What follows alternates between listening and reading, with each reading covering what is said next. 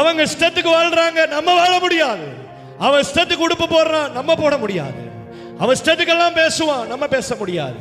அவன் டபுள் மீனிங்ல பேசுவான், நம்ம பேச முடியாது. அவன் ஆபாசம் பேசுவான், நீ பேச முடியாது.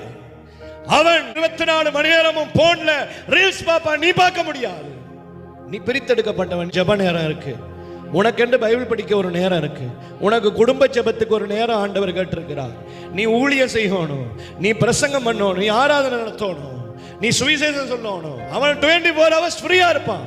வேலைக்கு விட்டு வந்தா அவன் இரவா பேஸ்புக்ல ரீல் பார்ப்பான், நீ பார்க்க முடியாது. நீ கை உயர்த்தி ராத்திரியில ஆத்துமாக்களுக்காய் ஜெபிக்க வேண்டிய கடமையை தேவன் உன்னை நம்பி இருக்கிறார். நீ அழிந்து போகிறவர்களுக்காய் பரிதபிக்க வேண்டும் என்கிற இருதய ஆண்டவருக்கு உண்டு. உன்னை தேவன் வேறு பிரித்திருக்கிறார். வேறு பிரிக்கப்பட்ட வாழ்க்கை. ஆண்டவர் யோசேப்பை வேறு பிரித்தார்.